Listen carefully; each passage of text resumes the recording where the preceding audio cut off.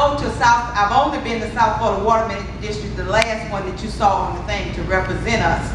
But this is a young man who actually goes to those meetings, speaks up for us, and I thought it no more unfair that we give him an opportunity tonight to inform you and talk to you. Let's give a round of applause for Raymond Iglesias from Roland Martin Marina.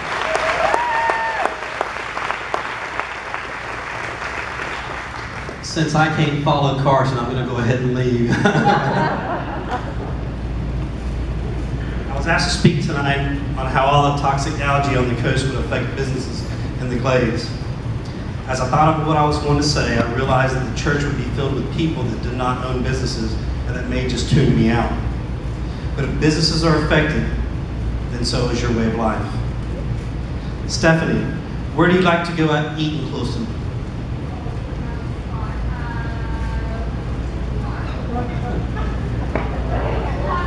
Okay, common ground. Where do you bank in Clewiston? First Bank. How would you like to know that you couldn't eat or bank there anymore? Our #1 employer, agriculture, has been laying off people by the thousands, and the tourists quit coming. The fact is, there are organizations and people out there that believe that lake and farmers are to blame. Well, I'm here to tell you, they're wrong. The lake is healthy and we're catching fish. Big fish. Do we have green algae? Yes, we do. Do we have thick blue-green algae like they show on the coast? No. You know, the funny thing is, on July the 25th, a small newspaper called the Washington Post wrote an article that said that algae blooms are currently in Australia, Utah, Rhode Island, North Carolina, and even California. I guess Lake Okeechobee and Big Sugar will be to blame. The organizations that are trying to shut us down say, buy the land south, so they can clean water as it leaves the lake and restore the natural flow to the Everglades. Well, I'm not a scientist, but I say that's impossible. If you look at the historical flows, it shows it's much more than agriculture in the way. Are they planning to tear down the businesses and golf courses and homes in Palm Beach, Dade, Broward, and Collier counties that were built in the flow? No way. They get mad when the Army Corps sends water to the east and west coast and damages their way of life. Well, it makes me mad too. When they send water to the coast, it's because the lake is too high. It's high because of rain. So when it rains a lot in Florida, the water tends to come down into Lake Okeechobee from the Kissimmee River. So it's not our fault, but we're the ones they blame. They never admit that they're part of the problem with overdevelopment. They also have septic tank issues that bleed into their water systems that help drive the algae.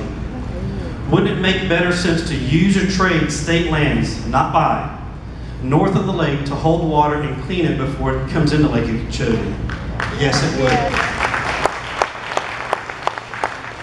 Why does Lake Okeechobee need to be the holding pit for the overdevelopment for Central and South Florida?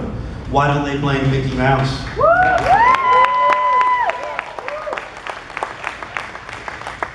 We as communities around the lake will be forgotten if they get their way and they buy land south. Now more than ever, get involved. I ask you tonight, can we, the people of the Glades, have a louder voice so we can survive?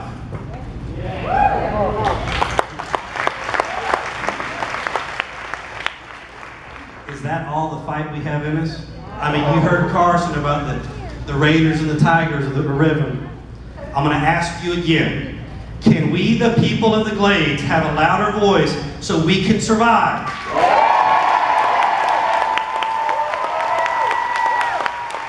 And it's time for you to get informed, get involved, and help fight the fight. Tell the world we're not going anywhere. Thank you, Raymond. And when he's talking about fire, we've got to get fired up, you all. It's our livelihood on the line. Thank you again, Raymond. I appreciate you accepting the offer to come. I was supposed to acknowledge the elected officials, but I'm going to allow Carson to do it, get some more energy off of it.